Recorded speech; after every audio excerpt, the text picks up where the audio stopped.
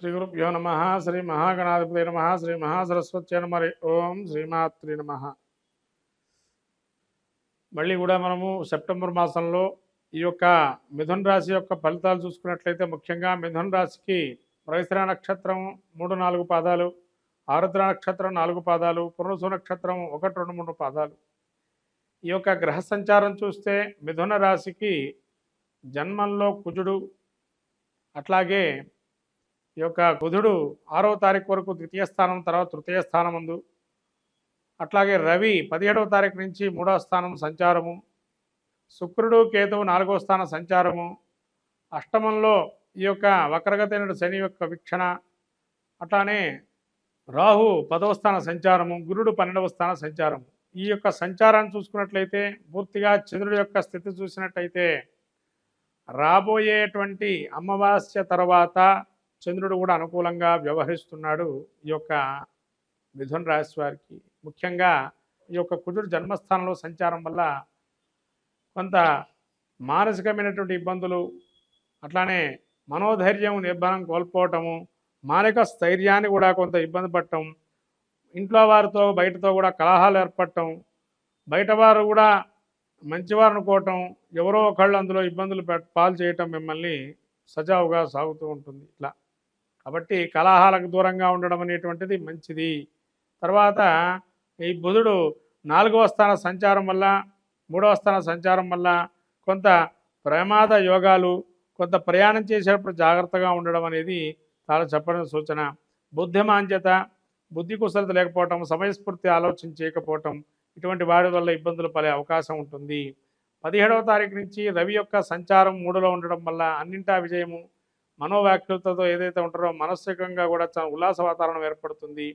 ఈ యొక్క రవి తృతీయ స్థాన సంచారం వల్ల మీ సోదరిమణులతో కానీ, మీ యొక్క తోబుట్టువులు కానీ, మీ యొక్క ఉండేటువంటి స్వభావంలో ఉండేటువంటి స్నేహిత వర్గం కానీ అద్భుతంగా మీకు రాణింపు అనేది ఉంది. వాళ్ళందరూ మీకు సహకరించడం, ప్రతి విషయంలో మీ వెనకాల ఉండడం, ముందుకు నడిపించడం, ఇది చెప్పదగినటువంటి చాలా మంచి విషయము. అట్లానే ఈ యొక్క శుక్రుడు 4వ స్థాన సంచారం వల్ల అందరి వల్ల సౌఖ్యాలు సుఖాలు పొందుతారు. స్త్రీ సౌఖ్యము, వాహనాలు కొనుగోలు చేసే విషయంలో కూడా అద్భుతమైనటువంటి చాలా మంచి ఫలితాలు గోచరిస్తున్నాయి. వాహనాలు కొత్తగా కొనేవాడు ఎవరైనా కూడా వాహనాన్ని కూడా కొనుగోలు చేసే అవకాశంగా ఉంది. అట్లానే ఈ యొక్క గురువు సంచారం చూస్తే 12వ స్థానంలో ఉండడం వల్ల ఇప్పటివరకు పదవి చాలా అద్భుతంగా రాణించారు, కానీ కొంతవరకు ఆ పదవుల్లో కొన్ని గండాలు ఏర్పడే అవకాశం ఉంటుంది. ఏదైనా ఒక ప్రయాణం చేయడానికి వెళ్తే అది వృధా సంచారంగా మారుతుంది. అక్కడ దాకా వెళ్ళి చివరికి పని కాకపోవటము, దాని మీద విసుగు రావటం, మళ్ళీ ఎప్పటికి భరిస్తుందా ఈ పని అని ఆలోచన చేయటము, అట్లానే కొన్ని చలనాలు అంటే ఆదాయానికి మించినటువంటి వ్యయాలు చేయటము, దాన్ని కూడా మీరు దాన్ని గట్టిగా చూడటము, అయ్యో ఎంత ఆదాయం వచ్చినా ఇంత ఖర్చు అవుతుంది అనేటువంటి ఒక భయంతో ఉండటం అనేది జరుగుతుంది. అట్లానే ఈ యొక్క కేతువు చతుర్థమందు సంచారం వల్ల కొంత దుర్వార్త శ్రవణం, బంధువుల వల్ల ఇబ్బందులు, అట్లానే బంధువులు కొంత దుర్వార్త శ్రవణంగా మీకు కొన్ని వార్తలు కూడా వినే అవకాశము, ఎంత కృషి చేసినా ఇంతేనా నా జీవితం అనే మనస్సులో ఒక చింతన అనేది కలిగే అవకాశం ఉంది. అట్లాగే ఈ యొక్క అష్టమ స్థానంలో నీచస్థితి శని సంచారం వల్ల వీరికి మనోవ్యాకులత, ఆకస్మికంగా అప్పటి వరకు ఏమీ లేని ప్రయాణాలు కూడా ప్రయాణం చేసే అవకాశం ఉంటుంది పని కోసం అని చెప్పి. అట్లానే ఈ యొక్క ఎవరైనా కూడా దుష్టులకు దూరంగా ఉండడం మంచిది, కాబట్టి కొంతవరకు నమ్మకద్రోహం చేసిన వారు ఇదివరకులో మళ్ళీ మీ ముందరకు వచ్చేటువంటి అవకాశం ఉంటుంది. దూరంగా ఉండడం అనేది 100% చెబుతున్నాం. కాబట్టి ఇందులో అట్లానే ఈ యొక్క రాహు 10లో సంచారం వల్ల అధికారులు కానీ చేసే వృత్తుల్లో కానీ ఎంత చేసినా మనకి ఇంతే లాభమా అనే ఒక విషయం గోచరిస్తుంది. ఈ యొక్క 10వ స్థానంలో రాహు సంచారం వల్ల రాహు ఎప్పుడైతే 10వ స్థానంలో రాజ్యాన్ని ఇవ్వడం కూడా జరుగుతుంది. కాబట్టి రాహు 10వ స్థానంలో అధికారుల వల్ల కానీ, వృత్తిరీత్యా వ్యాపారంలో కానీ, అట్లానే ప్రైవేట్ రంగ సంస్థల్లో కానీ కొంత రాణింపు అనేది అవకాశంగా గోచరిస్తుంది. ముఖ్యంగా వీళ్ళు ఏదైతే మీరు గృహప్రవేశానికి కానీ, గృహారంభానికి కానీ, ఒక శుభకార్య నిర్వహణకి కొంత దారి కనబడే అవకాశం ఉంటుంది. ఈ విధంగా చేసుకుంటే శుభకార్యం చేయొచ్చును అని ఒక ఆలోచన ధోరణికి వస్తారు. అట్లానే ఈ యొక్క విదేశీ వ్యాపారాలు, విదేశీ వ్యవహారాలు సంబంధించినటువంటి వారికి చాలా మంచిదైనటువంటి విషయము. రాజకీయ రంగ ప్రముఖులకి, సినీ రంగ ప్రముఖులకి చాలా అద్భుతమైన కాలం 17వ తారీఖు తర్వాత నుంచి అని చెప్పవచ్చు. అట్లానే ఈ యొక్క మాసంలో ఏదైతే రాజకీయ నాయకులు ఉన్నారో కొంత పలుకుబడి ఏర్పడే అవకాశం ఉంటుంది. అధికార గండాలు కూడా ఉన్నాయి కాబట్టి చాలా జాగ్రత్తగా వ్యవహరిస్తడం మంచిది. ఎవరిని నోరు బారేసుకోవటం అంత మంచిది కాదు. ఎవరి మీద నోరు బారేసుకోకుండా మీరు చాలా అదుపుగా మాట్లాడటం అనేది చాలా ఉత్తమమైనటువంటి మార్గము. కాబట్టి అదుపులో మాట్లాడండి. ఖచ్చితంగా మీ యొక్క ఆలోచనని అందరికీ అర్థమయ్యేట్టుగా చెప్పండి. అప్పుడు మీ యొక్క ఫలితాలు కూడా అద్భుతంగా ఉంటాయి. కాబట్టి మిథున రాశి వారికి ఈ యొక్క సెప్టెంబర్ మాసంలో చూసినట్టయితే ఈ యొక్క కుజుడు జన్మస్థాన సంచారం వల్ల విచక్షణారహితంగా కోల్పోయి జ్ఞానాన్ని కోల్పోయి మాట్లాడటం అనేది జరుగుతుంది. కాబట్టి సుబ్రహ్మణ్య స్వామి యొక్క ఆరాధన చేయటం చాలా మంచిదైనటువంటి సూచన. సుబ్రహ్మణ్య కవచం చేసుకోవటం, లేకపోతే సుబ్రహ్మణ్య స్వామి గుడికి వెళ్ళి క్షేత్ర దర్శనం చేయటం అద్భుతమైనటువంటి విషయాన్ని గోచరిస్తుంది. అట్లానే రాబోయే గణపతి నవరాత్రులలో మీరు ఎరుపు రంగు వినాయకుడిని పూజ చేయటం, లేదా సింధూర వర్ణంతో ఉండేటువంటి వినాయకుడిని పూజ చేయటం వల్ల అత్యద్భుత ఫలితాలు గోచరిస్తాయి. ఈ సింధూరాన్ని ఎప్పుడైతే గణపతికి పెట్టి మళ్ళీ మీరు పెట్టుకుంటారో అత్యద్భుత ఫలితంగా రాణిస్తుంది. గరికను పెట్టండి, సింధూరాన్ని పెట్టండి, ఏదైనా బెల్లం పదార్థం కానీ, లేదైనా మీరు ఇంట్లో వండే కందమూలాలు అంటారు. కందమూలాలు అంటే భూమిలో ఉండే పెరిగే పదార్థాలు, కూరగాయలు ఏవైతే ఉంటాయో వాటితో ఏదైనా పదార్థాన్ని చేసి స్వామికి నివేదన చేయటం వల్ల దీర్ఘకాలికమైనటువంటి వ్యవహారాలు జయం చేకూర్చే అవకాశం ఉంటుంది రాబోయే వినాయక చవితి నవరాత్రులలో. కాబట్టి ఈ వినాయక చవితి నవరాత్రులలో చాలా భక్తి శ్రద్ధగా వినాయకుని ఆరాధన చేసి ఈ యొక్క మిథున రాశి వారు కూడా అద్భుతమైన ఫలితాలు పొంది తదుపరి కాలమైనటువంటి ఉత్తరార్ధంలో ఈ సెప్టెంబర్ మాసంలో ఆ యొక్క ఫలితాన్ని కూడా అనుభవించే అవకాశం ఉంటుంది.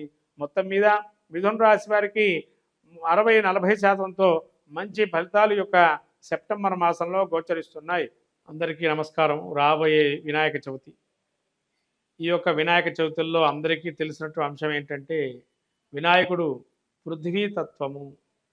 అంటే సృష్టిలో మొదలుకొని పృథ్వీతత్వం అంటే మనకు భూమి నుంచి ఉద్భవించినటువంటిది. భూమి అంటే ఎటువంటిది కూడా ఆకారం లేకుండా అమ్మ సృష్టి వల్ల పుట్టినటువంటి వారు వినాయకుడు. కాబట్టి ఈ వినాయక నవరాత్రులలో ఎవరైనా కూడా వినాయకుడు అర్చన తర్పణ ప్రియ అన్నారు. అంటే ఒక్కరికి ఒక్కొక్కటి ఇష్టం ఉంటుందండి ప్రతి ఒక్కరికి కూడా. అట్లాగే ఈ భాద్రపద మాసంలో వచ్చేటువంటి వినాయక చవితిలో చాలా అద్భుతమైనటువంటి నవరాత్రులు. ఏది మొదలుపెట్టినా తలపెట్టిన కార్యం జయం సాగించేటువంటిది వినాయకుడు. కాబట్టి సర్వ విఘ్న హరం దేవం సర్వ విఘ్న వివర్జితం సర్వ సిద్ధి ప్రదాతారం వందేహం గణనాయకం అన్నారు. మనకు శ్లోకం చెబుతుంది. అట్లానే భవసంచిత పాపాగ్నం విధ్వంసర విచక్షణం విఘ్నాస్వర వారంభంజే విఘ్నరాజమహం భజే అన్నారు. భవిష్యత్తు వర్తమానాన్ని అన్నీ తెలిపేది విఘ్ననాయకుడే. పురాణాలు ఇతిహాసాలు రాసింది మహాభారతాన్ని కూడా వినాయకుడి స్వరూపంలో వ్యాసుల వారు అక్కడ మానాలో మనకి ఆ గుహలో కూర్చోబెట్టి వినాయకుడితో అన్ని కూడా పురాణాలు మహాభారతాన్ని రాయించారు. అంతటి ఆ యొక్క గణపతి యొక్క నవరాత్రులలో అంతటి విధ్వాసాల విచక్షణం, ఎటువంటి విఘ్నాలైనా అన్నీ ధ్వంసించగల శక్తి సామర్థ్యం ఉన్నవాడు వినాయకుడు ఒక్కడే. భవసంచిత పాపాగ్నం అంటే భవిష్యత్తులో కానీ సంచితం వర్తమానంలో కానీ భూతం అంటే పోయినటువంటి కాలంలో ఉన్నటువంటి దోషాలు ఏవైతే మనం తెలుసో తెలియకో చేస్తున్నామో దాన్ని అంతటా పటాపంచలు చేసి మళ్ళీ మనకు మంచి అపూర్వమైనటువంటి ఫలితాన్ని ఇచ్చేది ఈ వినాయకుడి యొక్క అనుగ్రహమే. అందుకనే స్వామివారికి వరసిద్ధి వినాయకుడని, సిద్ధి బుద్ధి సమేత వరసిద్ధి వినాయకుడని కూడా పేరుగాంచాడు ఇక్కడ. అంటే ఇక్కడ ఏమండి వారు మరి వివాహం జరిగిందా, మనకు వివాహం జరగలేదు కదా అని అనుకుంటాం. వినాయకుడికి వివాహం జరిగిందా లేదా అనేది పక్కన పెట్టండి, మనకు అనవసరమైన చర్చ కాదు. ఇక్కడ ఏంటి అవసరమైన చర్చ ఏంటంటే వినాయకుడు అనుగ్రహం కలిగితే మనకేం కలుగుతుంది అంటే సిద్ధి బుద్ధి.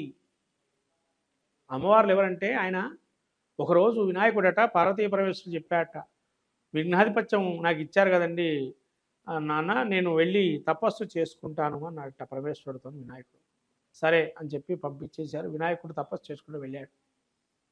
ఎప్పుడైతే వెళ్ళాడో వినాయకుడు ఫస్ట్ దేన్ని చేపట్టాడు అంటే బుద్ధి కుశలత ఎక్కడ చేపట్టాడంటే ఎక్కడైతే పార్వతీ పరమేశ్వరులకు ప్రదక్షిణం చేశాడో అక్కడ బుద్ధిని చేపట్టాడు. అంటే బుద్ధి ఉంటే ఏం కలుగుతుంది మనకి? మంచి ఆలోచన శక్తి వల్ల ఏదైనా సాధించగలుగుతాము అనేది ఫస్ట్ వినాయకుడు మనకు అక్కడ చూపించాడు. అదే బుద్ధిదేవి అని. బుద్ధి మళ్ళీ సిద్ధి. మనం ఆలోచన చేశాము, తగిన కార్యం నెరవేరింది, వెంటనే మనం కోరుకుంటాం కదా, ఏమండి ఫలానా కార్యం జరగాలని స్వామిని కోరుతున్నానని. సిద్ధి పొందటానికి ఏం చేయాలా? ఆయన్ని ప్రత్యక్షం చేసుకోవాలి.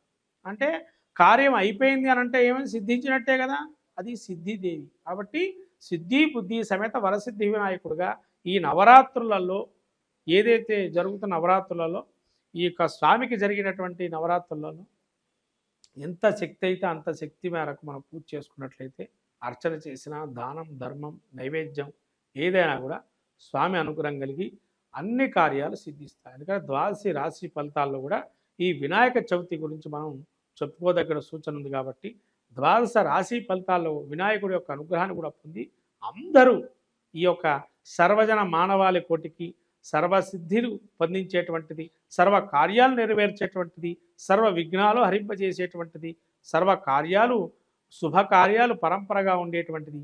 దాని ద్వారా మనకేమొస్తుంది అంటే వృద్ధి ఇంకా మనకు సిద్ధి. రుద్ధిదేవి కూతుర్లట. అంటే వినాయకుడు ఎప్పుడైతే సిద్ధి బుద్ధిని పొందాడో మనకేమొస్తున్నాయి దానివల్ల అంటే వృద్ధి అంటే గ్రోత్ రేటు పెరగటం. వెంటనే పెరుగుతాయి కదా మనకు ఏదో విధంగా, అది గ్రోత్ రేట్, అది వృద్ధి అంటారు. అంటే కూతుర్లు అని చెప్పంటారు వృద్ధి. ఇంకొకటేమో రిద్ధి అంటే ఏంటంటే సకల కార్యములందు కూడా అరిష్టాలు తొలగింపజేసేది వృద్ధి. అందుకనే మీరు సంతోషి మాత గురించి తెలుసుకున్నట్లయితే ఇవన్నీ కూడా అందులో ఉంటాయి.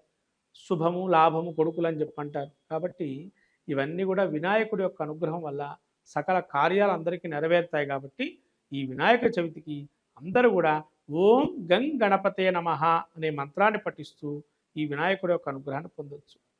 ఇది చాలండి. గకార గణపతి వినాయకుడిని చేస్తే ఆయన గకార గణపతి అంటారు. ఈ గకార గణపతి ఎంత జపం చేస్తే స్వామి శీఘ్రంగా నీకు ఎటువంటి కార్యాన్ని సిద్ధిస్తాడు. కాబట్టి ఈ యొక్క గం గణపతే నమః ఏదైతే మంత్రం ఉందో ఈ వినాయక చవితిలో ఎంతవరకు అంటే అంతవరకు జపం చేసుకోవటం వల్ల మంచి సాధిస్తారు. స్వామి అనుగ్రహం కలుగుతుంది. మంగళం మహత్ శుభం భూయా.